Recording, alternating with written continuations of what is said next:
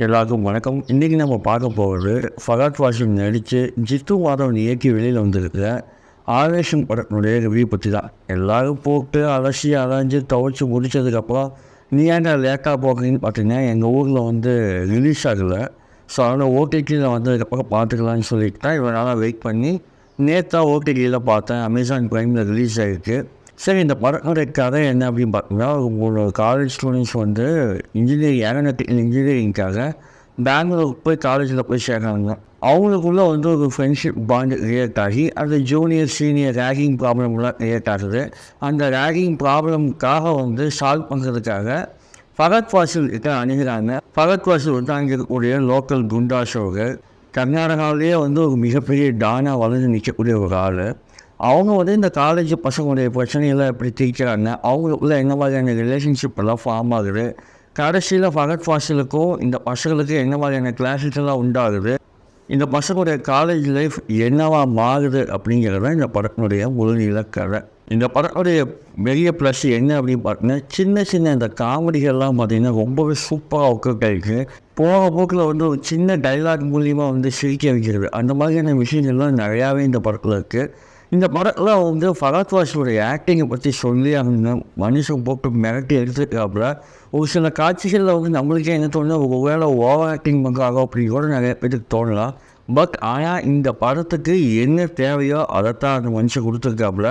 குறிப்பாக சொல்லணும் அப்படின்னா 2K கிட்ஸை வந்து படம் ஃபுல்லாக வைபாக வச்சுக்கணும் அப்படிங்கிறதுக்காகவே இந்த படம் எடுக்கப்பட்டது தான் நான் நினைக்கிறேன். இந்த படத்துடைய இன்னொரு பலம் அப்படின்னு பார்த்தீங்கன்னா பேக்ரவுண்ட் மியூசிக்காக இருக்கும். அதே மாதிரி ஸ்டண்ட் காட்சிகள் எல்லாமே வந்து பொதுவாக மலையாள சினிமாக்களில் வந்து ஸ்டண்ட்டு வந்து அவ்வளோ இம்ப்ரெசிவாக இருக்காது. தமிழ் சினிமாவை கம்பேர் பண்ணும்போது அவ்வளோ இம்ப்ரெசிவாக இருக்காது.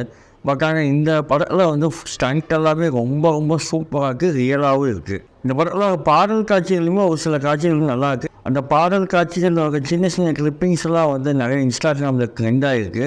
நீங்களே கூட பார்த்துருப்பீங்க. படம் ஃபுல்லாகவே அந்த 3 பசங்க தான் வந்து கதையை சுமந்துட்டு போகிறாங்க. அந்த 3 பேருமே வந்து எந்தெந்த இடத்துக்கு என்னென்ன தேவையோ அதை அழகாகவே கொடுத்துருக்காங்க. எனக்கு தெரிஞ்சு இன்னும் சில வருடங்களில் வந்து அவங்க 3 பேருமே வந்து ஒரு நல்ல ஆக்டர் ஆகிறதுக்கான எல்லா ஸ்கோப்புமே இருக்குது. இந்த படத்துடைய மைனஸ் அதாவது குறைகள் அப்படின்னு பார்த்தீங்க அப்படின்னா, வன்சகலிகானுடைய அந்த கேரக்டர் ஆர்க்கு வந்து சரியாக டிஃபைன் பண்ணலையோ அப்படின்னு தோணுது. அந்த கேரக்டர் வந்து கொஞ்சம் கதையோட ஒட்டாத மாதிரி இருக்குது. இன்க்ளூடப்போ கொஞ்ச நேரத்துலேயே வந்து இதுதான் கிளைமேக்ஸ்ன்னு நம்ம எல்லாருமே யூகிக்கும்படியாக தான் இருக்குது. ஸோ அதனால் வந்து பல காட்சிகள் வந்து தேவையில்லாமல் திணிச்ச மாதிரியோ இல்லை படத்தை வந்து ரொம்ப பெருசாக இழுன்னு இருக்கிறாங்களோ அப்படிங்கிற ஃபீலிங் எல்லாத்துக்குமே கண்டிப்பாக வரும். இந்த படத்தில் சஜின் கோபுக்கு வந்து ஒரு ஸ்பெஷல் அப்ரிஷியேஷன் கொடுத்தே ஆகணும். ஆனால் இந்த ரோமன்சம் படத்தில் வந்து கொஞ்சம் பாடி பில்டர் மாதிரி வருவாங்க இல்லையா, அவர் தான் இந்த படத்தில் வந்து ஃபகத் ஃபாசிலுடைய ரைட் ஹேண்டாக வராது.